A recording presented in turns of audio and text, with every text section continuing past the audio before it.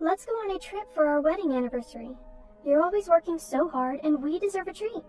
Exactly. For our first wedding anniversary, I went all out and booked a room at a luxury hotel frequented by celebrities. I did this solely to make my husband happy, but it turned out to be the catalyst for everything that followed. Rewind to a year ago. I, Chloe, was 28, and my husband Logan was 26. We got married without dating, what you might call a 0-day marriage. We met on a dating app, which I joined on a whim after having a few drinks. I was initially against dating apps. 90% of 28-year-old women's meetings are about beauty and romance. At 28, conversations with my girlfriends were mostly about beauty and relationships.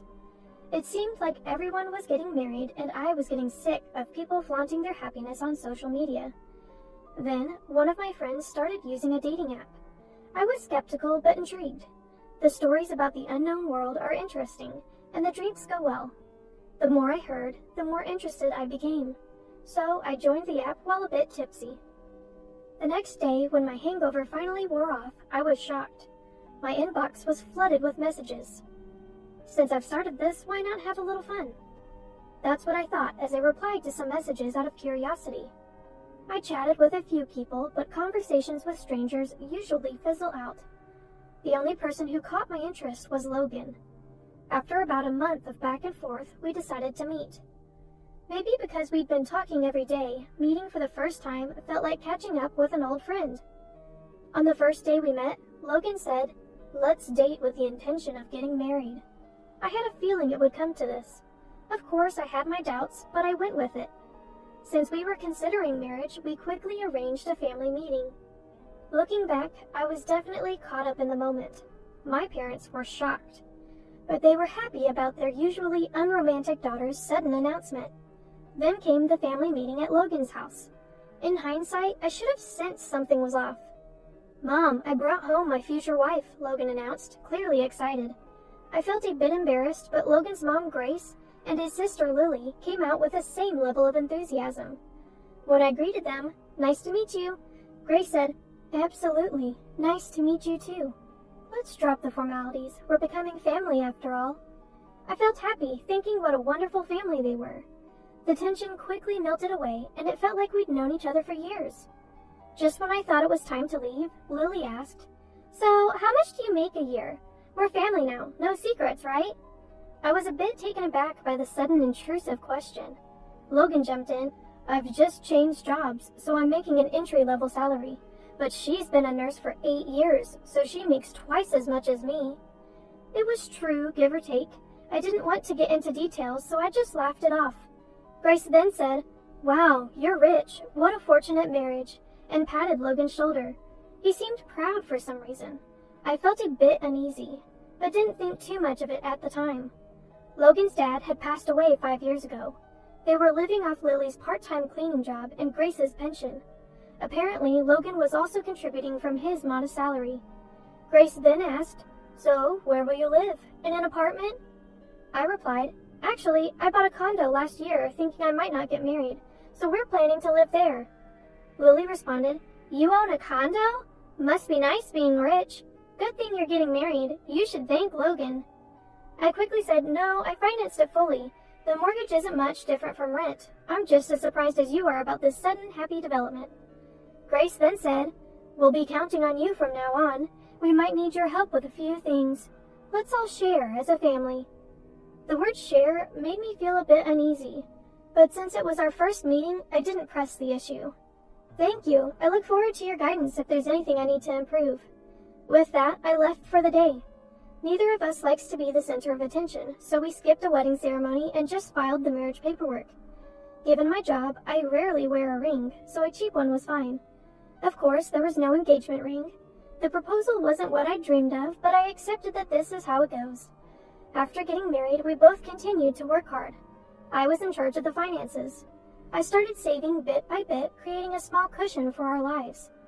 However, an incident occurred after 6 months of marriage. I noticed that $2,000 had been withdrawn from our account a few days earlier. The only person who could have done it was Logan. I confronted him that night. "Did you know $2,000 was taken from our bank account?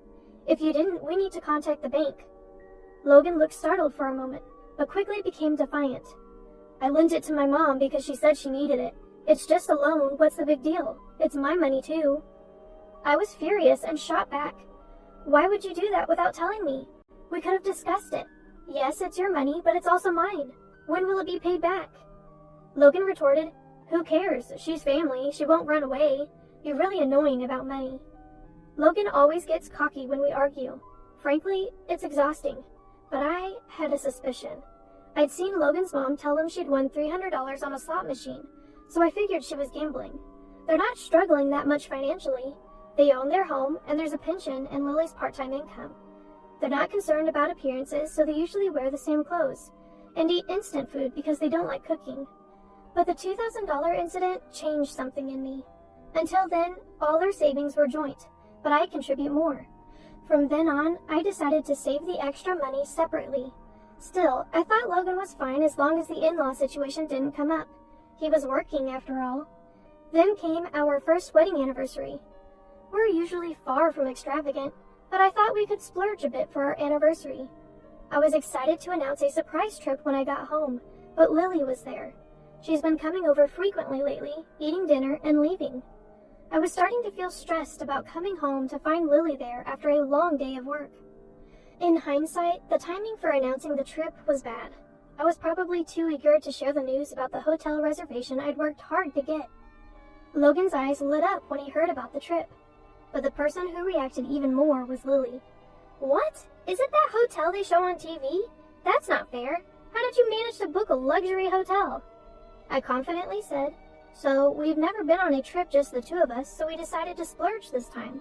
I was glued to the computer on the day the bookings opened. The slots fill up in an instant, so it was nerve-wracking, I shared. My sister-in-law retorted, wow, how unfair of you. Just because you're a nurse and can go on trips anytime doesn't mean you should. My mom and I struggle to make ends meet. We should be the ones going on this trip. Consider it an act of filial piety and give it to us. I had forgotten, but my sister-in-law loves to travel even though she claims to be broke. She has the time because she works part-time and takes local trains to go anywhere. Even worse, she's a habitual fare dodger, getting off at unmanned stations. She shamelessly brags about it. I honestly don't want anything to do with someone who acts like this. There's no way I'm giving up our trip to her. I firmly refused. Absolutely not. We've been saving up for this trip. Logan works hard. We haven't even had a wedding ceremony, let alone a honeymoon, so we're splurging this time. Sister-in-law, looking displeased, said to Logan, you married an awful wife who can't even appreciate her in-laws. This is what happens when someone in the family marries a weirdo.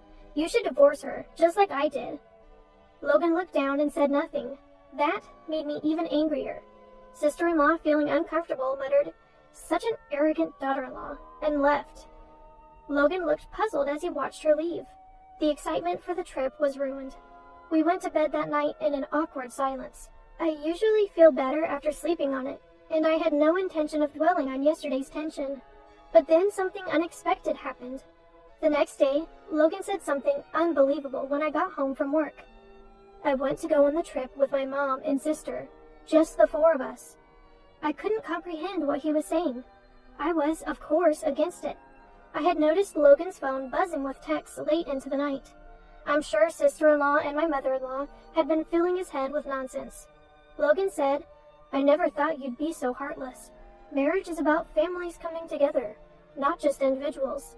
If you're going to be like that, then you don't have to go. Am I wrong? He's completely wrong. I get the family connection, but that's not the point. He must have been manipulated by his family since last night. We couldn't agree, and the conversation went nowhere. I was saddened that a trip meant to bring joy had led to this. The next day, with an awkward atmosphere, I came home to find mother-in-law and sister-in-law there. Mother-in-law said with a smug look, oh, welcome back. We've settled the trip issue. Stop fighting. The trip will be for me, my daughter, and my son. I was too shocked to speak. I asked Logan, this makes no sense. What happened? Explain. Though I doubt any explanation will satisfy me. Logan said, it's just as my mom said. I told her about our recent issues and she came up with a solution. I'm going, you're staying. That's it. I finally lost my temper. What? That's not a solution at all. Why are you guys even going on a trip? Are you all out of your minds? 3 of you and not one sensible thought among you? Logan explodes with anger. Watch your mouth. Your job is to work and bring money home. That's your only purpose in life. You're just a leftover nurse. That's why we got married. Just work and stop complaining. Yes, that's right. Logan shows his true colors as a psychologically abusive husband. He hurls insults like you'd see in a drama. I start to feel foolish for all the effort I've put in for Logan so far. My sister-in-law, who has been watching all this, says, "Well, whatever, we're going on that trip. Fighting won't solve anything. We're leaving, so make up already." I can't take it anymore. I can't stand how he's dependent on his mother and sister. I want to cherish those who cherish me, but I don't need to cherish Logan or his family anymore. My feelings have cooled off so much, it's like I've been dreaming this whole time. I don't want to go on a trip with someone I dislike so much. If your family is so important to you, I want a divorce. There's no point in being together anymore. Let's divorce just like Lily suggested. I can't think of any other way, I say. Fine. Let's talk about it seriously after the trip. For now, the trip is the priority. This is getting nowhere. I don't want to go on this trip anymore. I decide to give in and let his family have their way. When I tell Logan, he says, "I knew you'd understand. That's why you're my wife. I'll buy you a souvenir. You probably want some time alone, too. Just relax." Logan is excitedly calling his mother-in-law. His joyful laughter irks me. But that's okay. I've made up my mind. I contact the hotel and change the reservation to Logan's name. I even managed to change it to a trip for 3 people on the day of the trip. I take a day off to see them off. The 3 of them leave completely excited.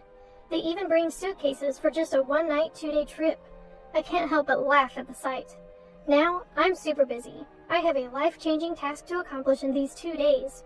First, I move all of Logan's belongings to a rented storage unit. I'm a minimalist, so I don't have a lot of luggage. I get help from a friend at work, and we finish in less than 2 hours. Now Logan has no reason to come back. This condo is in my name, bought when I was single. I never want to let him in again. The locksmith I'd booked arrives. In just over an hour, Logan can no longer enter the house. I've also consulted with a lawyer named Mason about divorce. I bring audio evidence of the psychological abuse, and Mason says, "This is a guaranteed win. Please let me represent you." I don't have to be directly involved in the divorce talks anymore. And here's the funny part. Logan and his family somehow think the hotel is prepaid. I never said it was. I had only made the reservations. I even ordered a fancy cake and champagne, planning a surprise for our anniversary. Of course, all of it was to be paid at checkout. They must have had a blast thinking it was all prepaid. Like a Last Supper. The next day. As expected, my phone won't stop ringing around checkout time. I ignore it, all within my expectations. I'm amazed at the audacity of his family, staying at a luxury hotel with no money. I can almost see the Logan family turning pale at the bill. And eventually, they end up in police custody. I wash my hands of it. I have one last gift for this troublesome family. I mail the divorce papers and the key to the storage unit to Logan's family home. Not a single item of Logan's remains in my condo. My cozy space from a year ago is back. I prepared before anyone else, foreseeing that the divorce would be contested. Mason will handle everything. Eventually, his family scrapes together enough money to pay for their luxury trip and get released. They were already poor, and this just made it worse. When they returned, they kicked my condo door, and my neighbor called the police. Given that we're in the middle of divorce mediation due to psychological abuse, Logan gets slapped with a restraining order. His family can't afford a legal battle, so they quickly agree to the divorce. I also claim compensation in the divorce proceedings due to the psychological abuse. And just like that, I'm single again, easier than I thought. His family seems to be relying on my ex-husband's income for a while. He probably couldn't quit gambling. Their problems continue. Logan, who couldn't hold a job, often overslept and took days off, which is unacceptable for an adult. When I pointed it out, he silenced me, saying he's prone to mental illness. That made me shut up, yet he had the nerve to argue with his boss and quit. His sister is also unemployed for some reason. They're struggling financially more than ever, refusing welfare and accumulating debt. I even saw a menacing guy lurking around their home recently. It felt like a scene from a movie. As for me, I'm stress-free and doing well at work. I can cut corners on housework since it's just me. Financially, I'm better off post-divorce, which was unexpected. And I even got promoted to supervisor. It's a challenging job with responsibilities, but I enjoy it. I wasn't planning on dating for a while, but I started seeing Caleb, a doctor who had been a confidant before my marriage. Unlike someone I know, Caleb is financially and emotionally stable. But now, I'm extremely cautious about marriage. One thing's for sure, dating apps aren't for me. I still believe in natural encounters. Looking back, I'm grateful and thankful that they took that trip from me.